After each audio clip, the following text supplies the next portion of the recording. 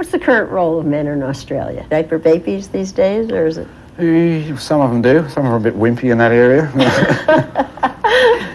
I've never met a man yet who wants to change dirty nappies.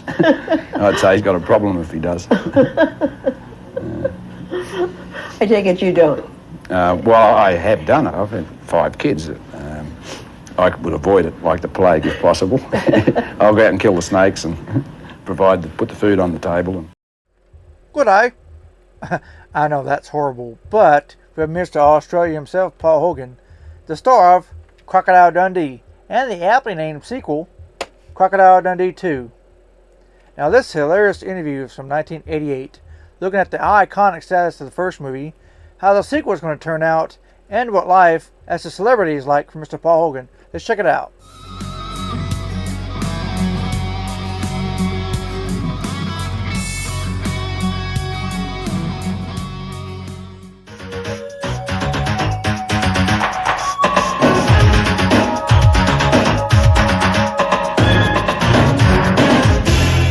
Tonight on Evening, will Paul Hogan be as irresistible in Crocodile Dundee 2? Don't try to stop me. I don't want to stop you, I just want to get past. Find out how Dundee will be different in the sequel. Now, it was just a few years ago that a man named Paul Hogan was a big star in Australia, but unknown everywhere else. Then along came the movie Crocodile Dundee, and he became internationally famous. How do you follow a success like that? With Crocodile 2, of course. Tonight, Marilyn Beck is talking to Paul Hogan about whether or not lightning can indeed strike twice.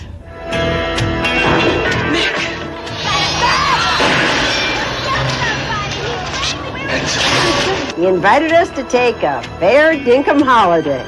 I'll slip an extra shrimp on the barbie for you. He charmed us into sipping the amber nectar.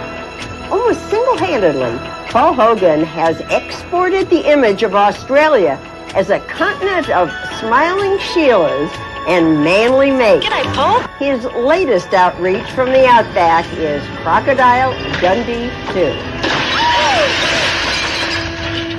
What's the current role of men in Australia? Diaper babies these days, or is it?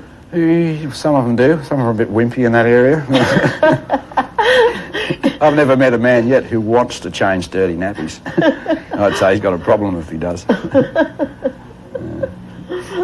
I take it you don't. Well, I have done it. I've had 5 kids. I would avoid it like the plague if possible. I'll go out and kill the snakes and put the food on the table. The sequel picks up where Dundee 1 left off.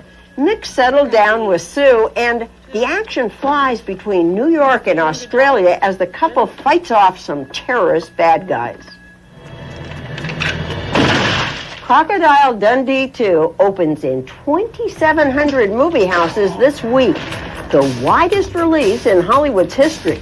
The first Dundee is a worldwide hit with a gross of $400 million. But Paul recalls how many of the critics in Australia panned that movie. Well, the people that were bagging it were the kind of people that sort of did somersaults over Dust Boat and you know, the problems of a Yugoslavian dry cleaner.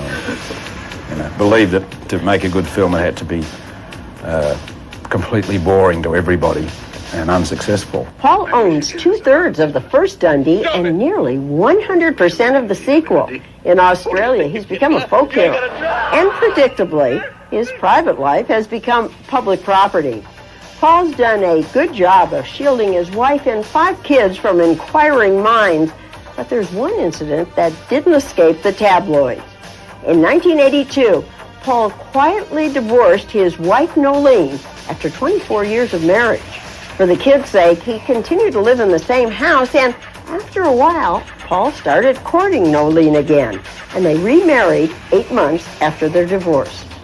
Did it bug you when they wrote about your divorce and remarriage? Oh, it only bugged me that they found out, because as far as I was concerned, that was a private argument. But, you know, that's all. The loss of privacy goes with the business. If you really want to keep your privacy, then you should stay at home and tell jokes to your friends in the bathroom or something like that, you know. You're obviously secure financially, but are you ever afraid that the fame's going to go away? Not in the least. That means I can sort of walk around the world like a normal human again. I think the ideal thing, you know, if you're going to be a movie star, the ideal one would be to be the Lone Ranger or someone who wore a mask every time, or Ronald McDonald or something. You know, you wore a mask when you're on film or television, and then when you get off camera, you take it off and just, you know, mind your own business. Did you have to be lured back to make the sequel? No, it was a decision that was entirely up to me anyway, and I sort of felt like I wanted to do more with that character before I buried him. The sequel was so easy to write because it was wide open for lots of things for him to get up to. Do you know where they are? Yeah. How do you know that? Can't you smell it? Will there be a Crocodile Dundee 3? I feel if I tried to do another one, it would be labouring. So I'm not going to do another one. That's the end of it. And I'm the boss. Which we all know we did get a part 3. In 2001 was Crocodile Dundee in Los Angeles. How can you beat that? Paul Hogan has earned the right to be the boss. And the boss is giving himself a vacation.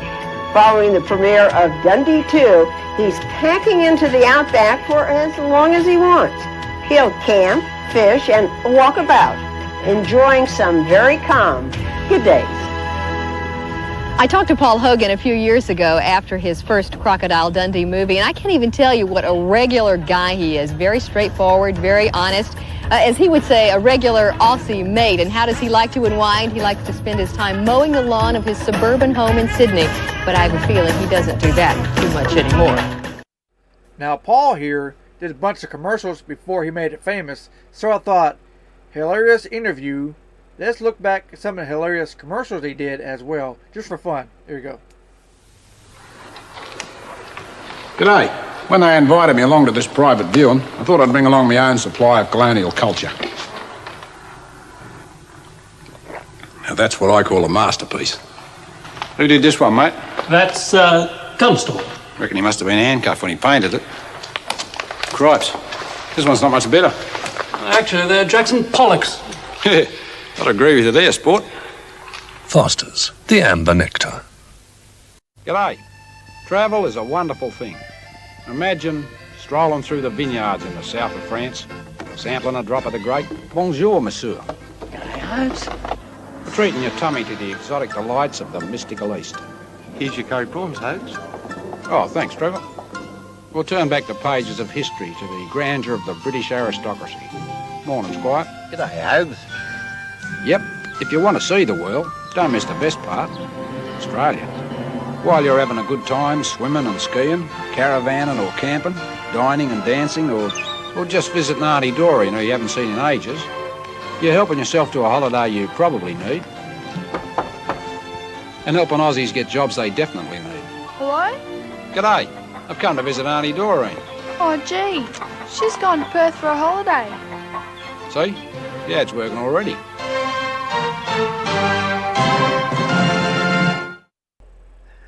Hey, for those of you who are fans of Dead End Drive-In, you know what that is? It's Carmen. Natalie McCurry. Oh, by the way, I had this box set of the movie. You should get it. There you have it. Mr. Australia himself, Paul Hogan. If you're looking for another movie, might I recommend Lightning Jack. It's a western he made about 94, 95. Hilarious movie. You gotta check it out. Also, I would suggest another movie. If I can grab it real quick. Aha, there it is. Almost an Angel from 1990. Yeah, this and Charlton Heston plays God. What more can you ask for, right? Alright, stay tuned. I might have more Paul Hogan or Crocodile Dundee materials in my collection. You never know. So stay tuned and find out.